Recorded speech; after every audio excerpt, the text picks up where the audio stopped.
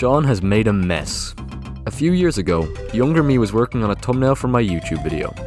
I had a bunch of cool images, but no matter which way I put them, they all just looked unorganized. The text is too small, everything is huddled in one side of the picture. How could I fix this? But what if I told you that it didn't have to be such a struggle? Have you ever noticed that big YouTubers make thumbnails that sometimes look the same? Well, that's because they follow basic templates that anyone can use to make some really professional looking images. Sadly, younger Sean didn't know about the different layouts you can have for a thumbnail. He eventually managed to make some interesting clusters, but I don't want you to waste your time moving pictures around. So today, I'm going to walk you through some of the most common thumbnail templates that I've learned over the years, which you can use for your own videos. I'll tell you where I recommend you should place things such as faces, text, and backgrounds to make your thumbnails look as great as they can be. First, the reaction thumbnail. You will see this template used all over the trending tab, and for a good reason, because they work pretty well. The basic idea is to have your thumbnail divided into 3 equal vertical segments. You're going to want to have a reaction taking up the entire left section. This can be your face or someone else's. Just remember to make the face pretty big to highlight that whatever is going on in the video is exciting and interesting.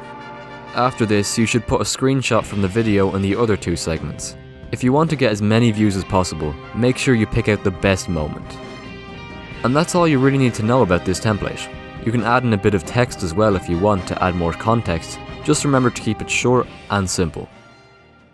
Next we have the biography thumbnail. This is a type of thumbnail that you'll almost always see on documentary style videos about a particular person or celebrity. Since they're the main topic of the video, you want them to be big and in the center of the thumbnail. You can then put any important information or other people involved on either side of the image, keeping in mind that the main person involved in the video should be at the forefront of the viewer's mind. Additionally, you can put in a background related to whoever the video is about. This is one of my personal favorite styles of thumbnail, and it's very simple to make once you understand what to do. Moving on to the big text thumbnail. This style really only works for certain types of videos, but its simplicity can be extremely effective. This template just consists of a background with a short line of text crossing most of the image. There really isn't anything else to it, and you probably shouldn't add anything since its appeal is in its simplicity. You should have one background image and one line of text, nothing more. Although one cool thing that I've seen done was in this Rasputin video where he cut a small character out of the background image and put them in front of the text. It's a really nice way to make the thumbnail more interesting without sacrificing the simplicity. Finally, we have the desaturated thumbnail.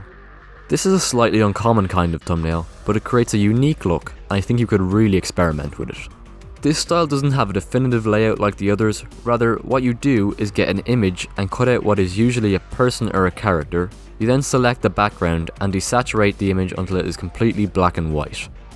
If you want, you can also add some brightly coloured text. This will result in the only parts of the image with colour being the character and the text. You might struggle with selecting the person in the image if you're not used to it, but once you get the hang of it, making this kind of thumbnail will be super quick and easy. It really helps highlight the main parts of your image while also being generally cool to look at. As I said, this is sort of rare, but I've been seeing it more and more lately, which I'm really happy to see. And that's it. If you want some more thumbnail templates, click the link in the description and I'll email you some along with 2 really helpful videos. I'll show you some insider tactics as well as a neat trick to make your images pop and look more alive. Thanks for watching, subscribe and I'll be back with more tips in my next video.